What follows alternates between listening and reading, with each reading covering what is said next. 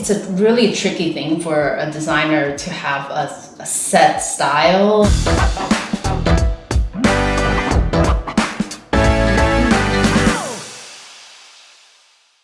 I'm here with designer Jenny Wu.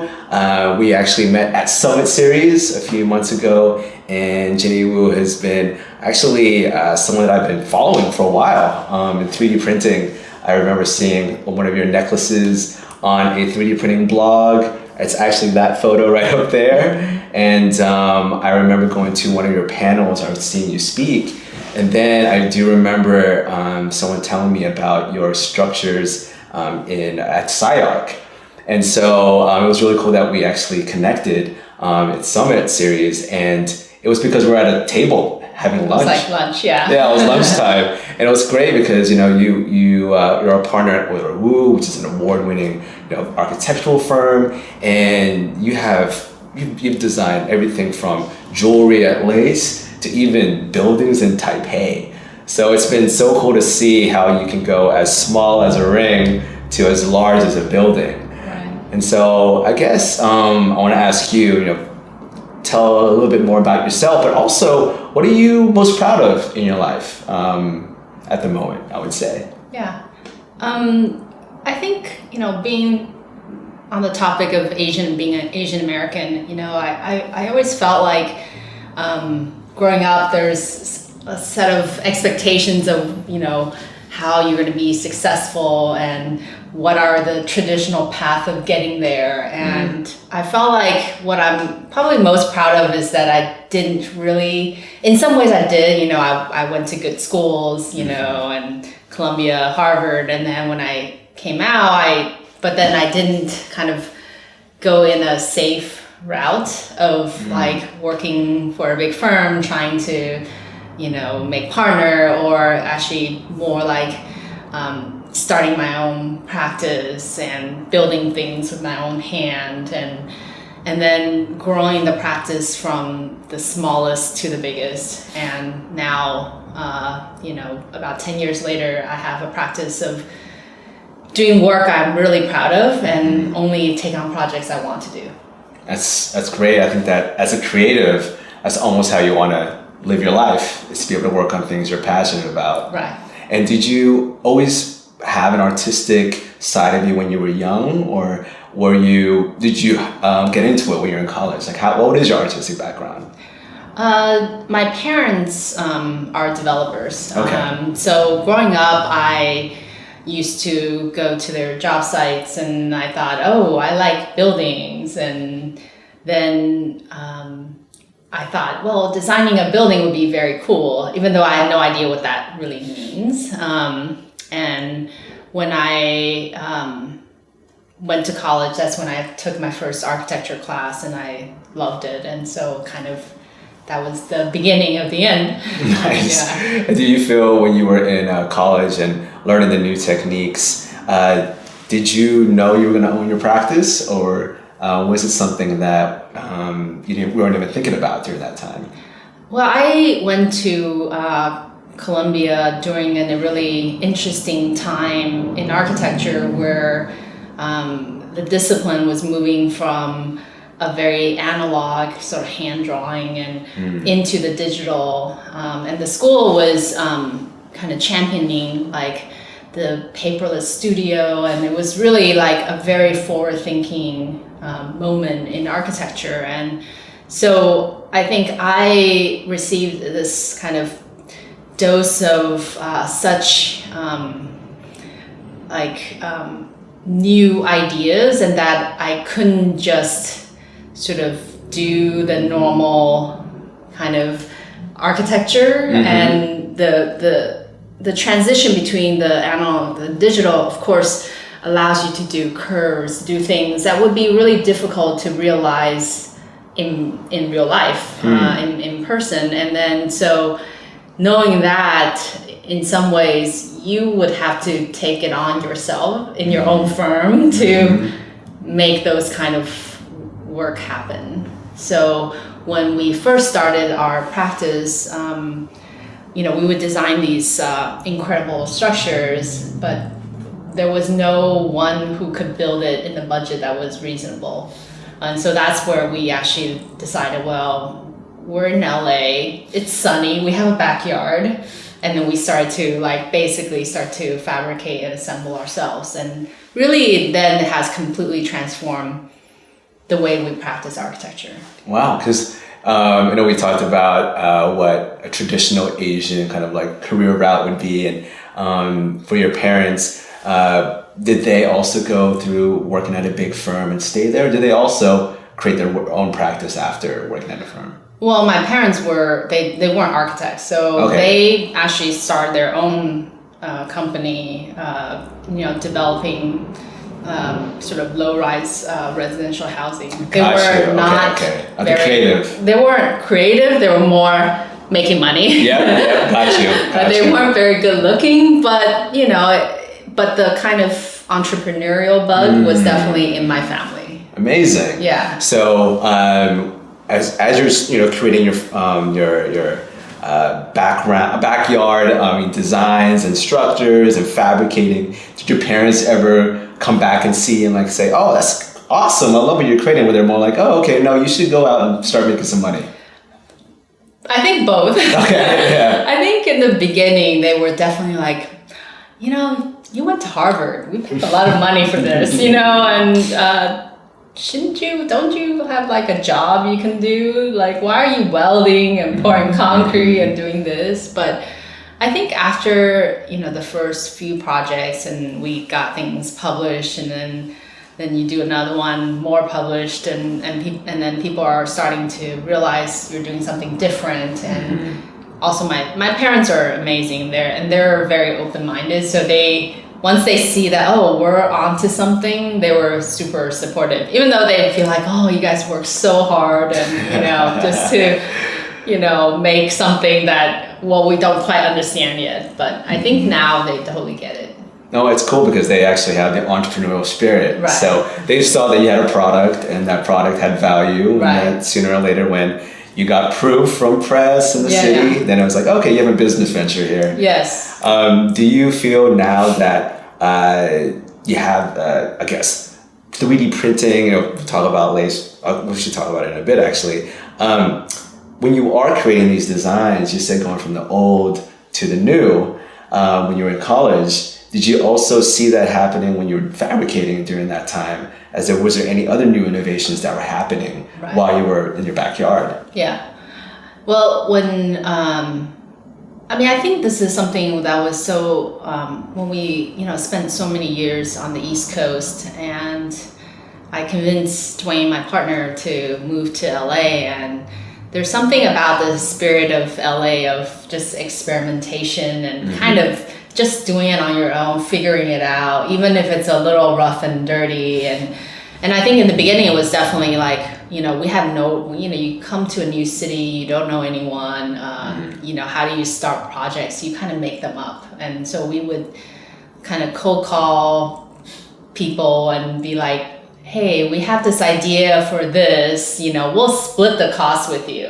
We would invest into these projects, and then after a few, then starting, the material cost gets covered, and so on and so forth. But, I think we really started to figure out how to do these things in a better way. So in the beginning, it was very manual. And then as the budget gets better, different kind of digital fabrication techniques we were introduced, and we have our own laser cutter, CNC mill, and then we were also in our even more higher budget projects, we would do CNC bending, and then now things are moving towards robotics and things like that. So there's definitely, the software came a lot earlier in the kind of advancement, but I think hardware is now, there's people 3D printing houses.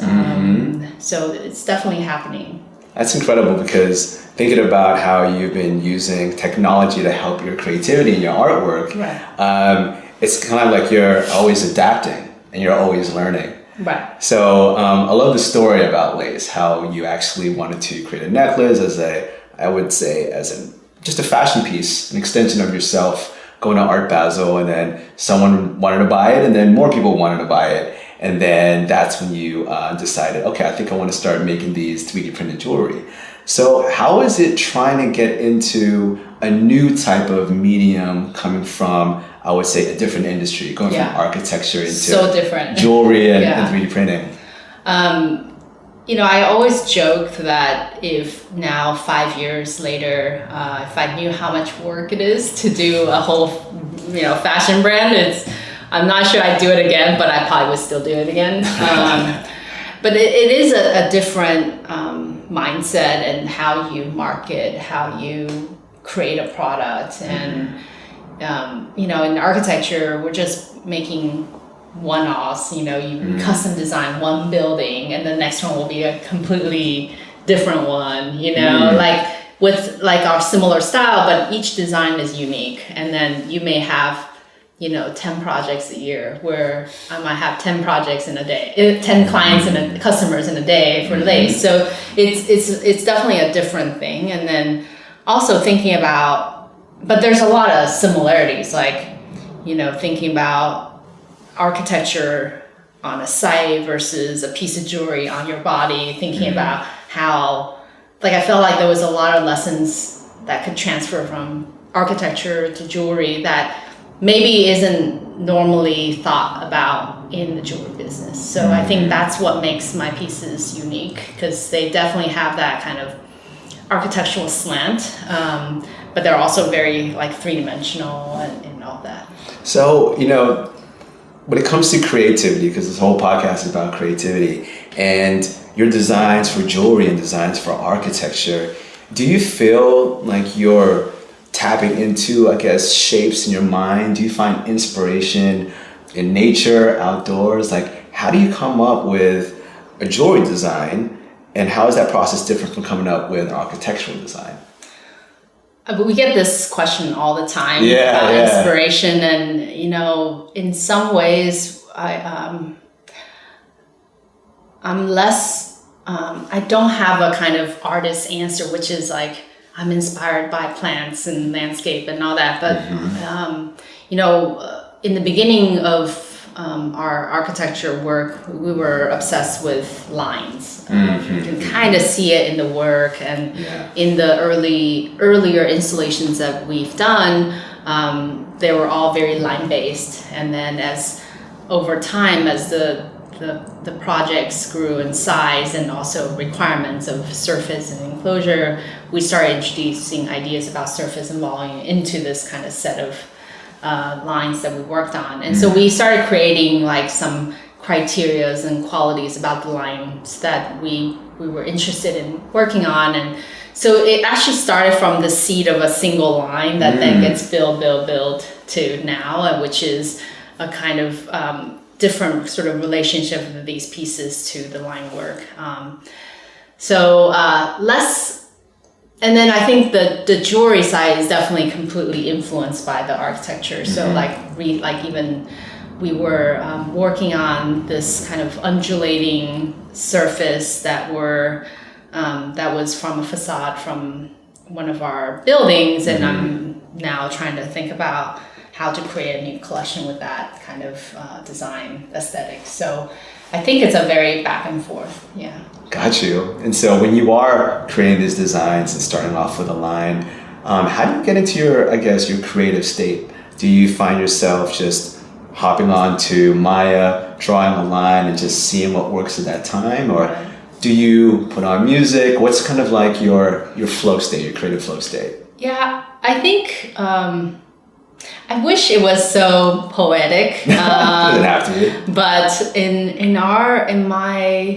where we're at in the office with a kind of full-blown architectural office with lace, with my teaching, travels, plus I have 2 kids, pretty much I'm very efficient with how I work on things. So mostly I would start with sketches, and then I really rely on my team at this point to kind of go back and forth. And so like right now I have one staff working on the ring, and then I'll start with a sketch, and then he'll like work on it, and then we'll just sit there and especially with a software like Maya, you can literally like tweak it real time and like kind of digitally craft all the like edges and things like that. So we're kind of back and forth, and then we'll 3D print a prototype and then look at it and then continue to edit. So how long did it take for you to actually develop your quote unquote style?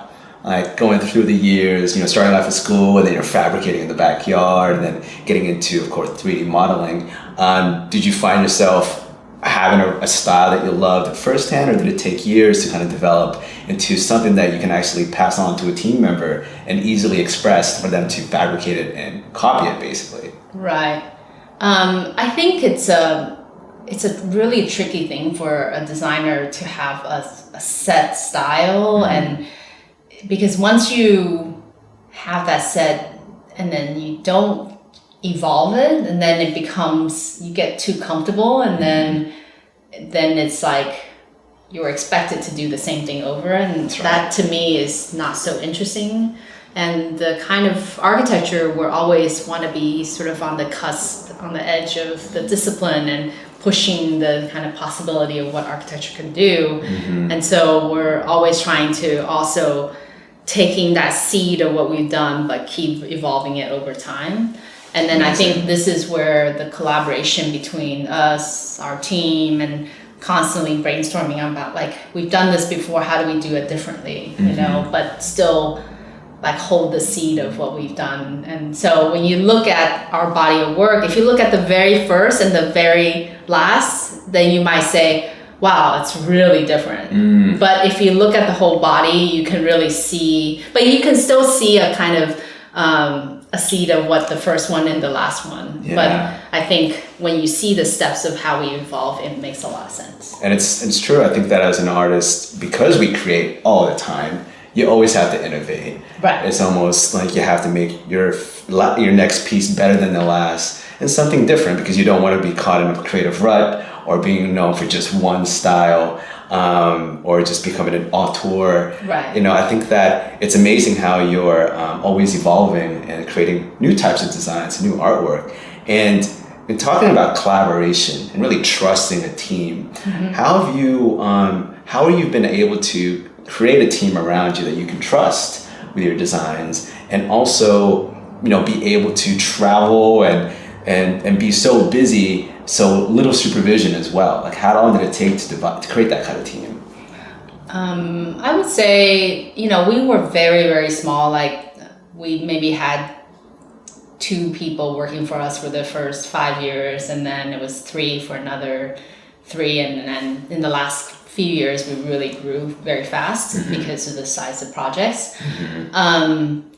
But I think it really is the last few years that we've also just become better at figuring out how to work with the team, and not trying to do it all ourselves, because you just can't when you're working on so many projects at once, but still making. And I think it's also important to let your team feel like they have a stake in it. That's right. To have ownership in the project. And what we've been really lucky is because our relationship to teaching, like many of our staff came from SciArc and people that were our students, so we knew like how they were, and that they would work well in our office. So that's also a amazing way to bring on staff that you can trust and you've worked with already before. So that's amazing, because when you are someone who's growing a business, but you're also a creative as well, it's hard to be the CEO and also the creative person at the same time, because you got to make sure money's coming in and you're paying your employees. Right.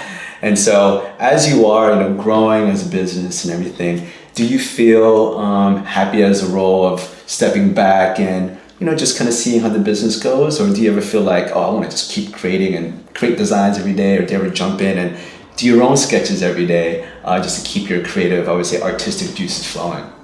I think because of just the range of projects we're working on every day, we're designing every day.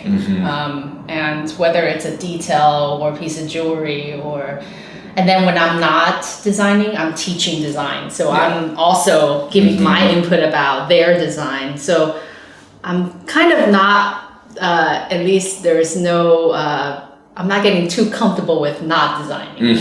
It's actually finding time to do all the other stuff, the business side. Yeah. Which is the harder part, you know. So true. And it's lucky that you have a partner and also a team. And do you feel now that you're teaching a lot, are there ways that you actually keep up to date with the new trends? Like, how do you find out about new things to teach your students? Right. I think that's what's the best part about teaching, especially at SciArc. You know, they're known for being experimental, and there's really interesting practitioners that are teaching at the same place, and we're always kind of pushing each other. And I think there's so many new ideas happening at the school, and that will also influence about how you push your work. And I think if all of us teaching are pushing ourselves, we're elevating it all. So, that's right. And I think looking around at what's happening everywhere and sort of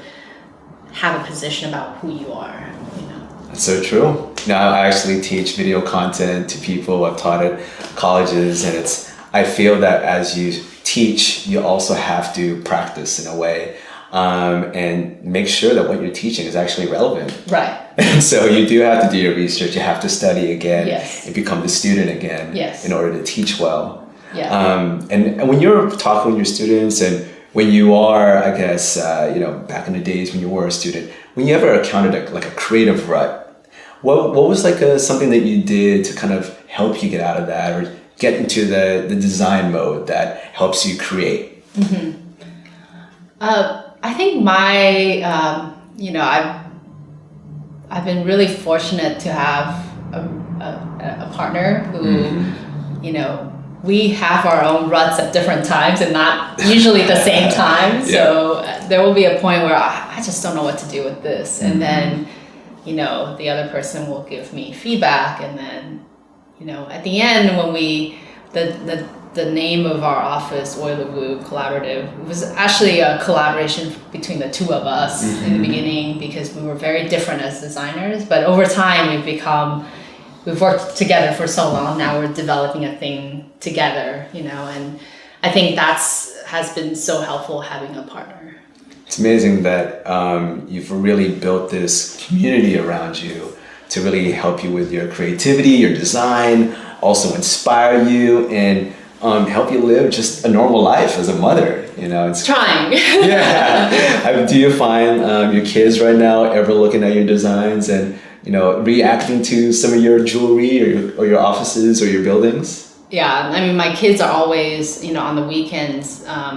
My partner, who's also my husband, he's always making things, and our kids are making things with him. They create their own, whatever scraps Dwayne has, on the side, they're building their own little structure, and we always joke when they grow a little bit older, instead of them playing Minecraft, we're gonna teach them Rhino, and they're just gonna build their own thing, and they can 3D print their own toys and stuff, So I feel like it's definitely, although I don't know we would ever wish them to be an architect, but we want them to be creative, and we want them to know that they can do whatever they want to do. So that's awesome. So do you have, how do you create a creative atmosphere with your kids, and how do you, I would say, encourage that when you see that in a young mind, even with your students? How do you create an atmosphere where creativity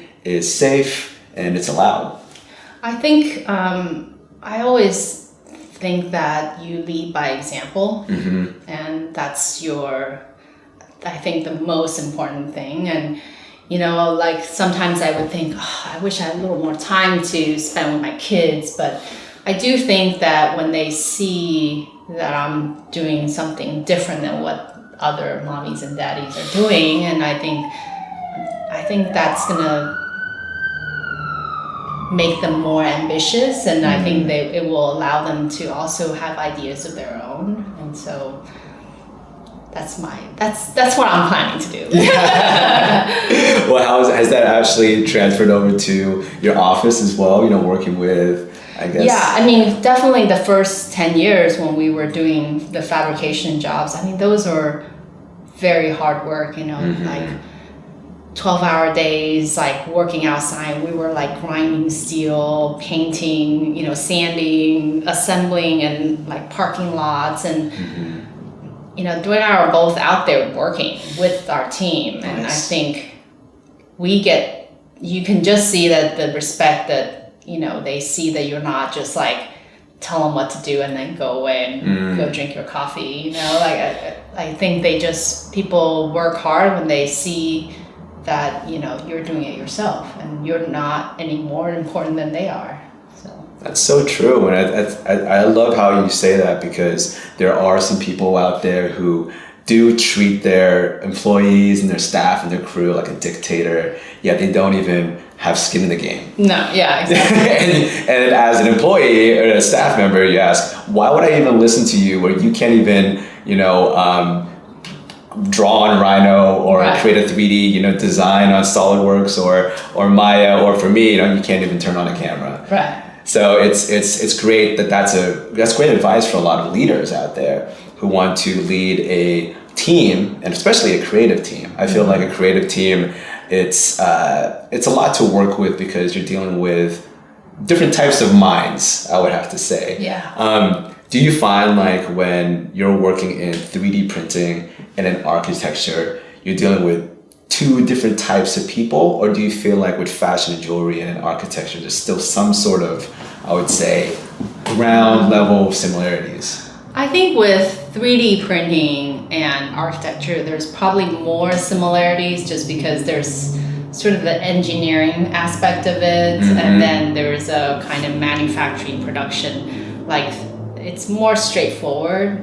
I think between fashion and architecture, I think that's really different. Okay, gotcha. Fashions, there's also just the whole idea of celebrities and just, it's, you know, the kind of path to success is less clear than, you know, in some ways in architecture, you work hard, you're doing something unique, you push through, you'll be noticed. Where it's like kind of being an actor or, you know, a singer. And I think fashion is similar. Like, you also have to have a bit of luck and have different things. And I mean, on top of working hard and all that stuff. So, you know, I just thinking about what you said about how design and engineering and being together for architecture and putting creativity and engineering together, you know, usually people think that's two different sides of the brain. Yeah. You know, how are you able, as like a designer, an architectural designer, 3D printer, able to, I would say, tap into both in order to create something new? I think that's probably, I like to think that's one of our strength, is to be able to balance the really kind of practical and also important part of like making things real. And so a lot of times, like, people can design crazy stuff on the computer, but they have no idea how to build it. You know, they don't know how to put these pieces together. And, you know, because of our fabrication background, we know how to create a curve and how tight a radius we can bend it to. We just know a lot more things that may not be a common knowledge, and that we're able to create geometries that we know how to realize, and then maybe do a little more. And every time we kind of do a little more. And so we're able to do things that are unconventional, but figuring out how to do it, how to actually build it in a more conventional way so that it's cheaper to build. So it's a super fine balance. Sorry, hold on. That's the meter. I have about 15 minutes, so we'll wrap up a little bit. Okay. But no, it's cool to hear that from you, because when I've always thought about creativity and engineering, of course, you think about it as two separate things at first, but then when you talk to coders, actually, a lot of people are UI, UX, the idea how important creativity is to create something that's innovative. Right. I think that it's really important to have both sides. Absolutely. And do you feel like creativity is something that's very, I would say, cherished and valued in architecture, or do you feel that it's mostly the engineering side that's valued? I think the creativity is, especially now, like I feel like people, we go into a house that you think just feels good or looks great, and if you go into a museum that just makes you kind of wow, and I think then you feel like, oh, that's part of the design, the creative process, right? But I do think that this sort of merging of the technical versus the creative is super important as we, move into the future. Mm-hmm. I actually had a conversation with Alec Ross, who wrote this book called Industries of the Future, and he wrote about 3D printing. And I asked him how important is creativity in society, and he said, it's one of the human, I would say, elements that would set us apart from robots and AI.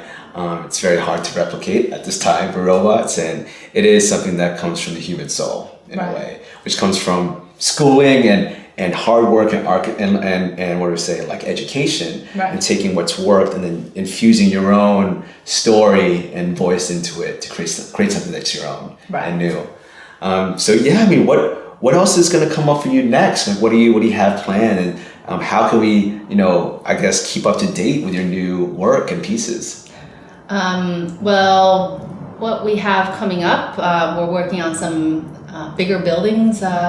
We started a few months ago, so we're working on a new tower in Taipei. We're working on some infrastructure projects with the city of LA.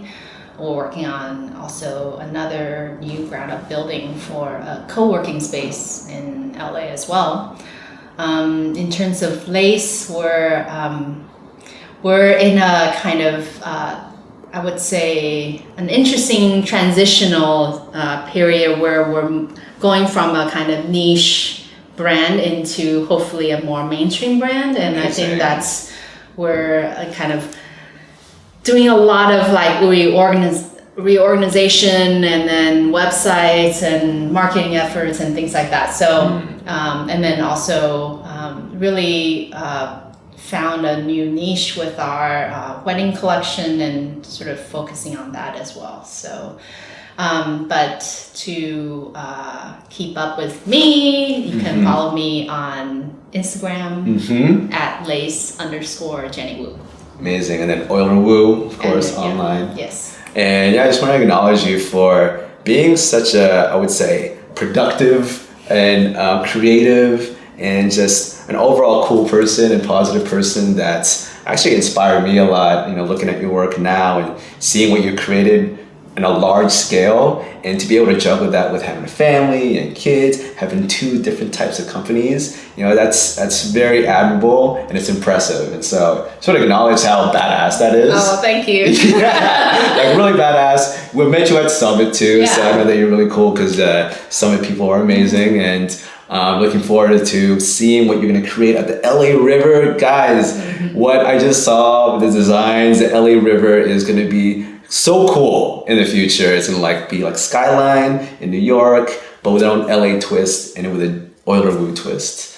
So thanks so much for listening and for watching, and check out Jenny Wu online, Lace_Jenny Wu and Oyler Wu. So thanks again, Jenny. Thank you. Thank you for listening to the Creative Haven podcast. And if you dig it and like what you heard today, please give us a nice review and rating and share it with one of your friends that you think needs some creative inspiration. You can always find more content and resources at thecreativehaven.com, and hit me up on Instagram at Mitchel Dumlao. And if you want to reach out, collab, or ask any questions, you have my permission to slide into my DMs. So keep positive, continue to learn and hone your craft, and create all day. Salamat.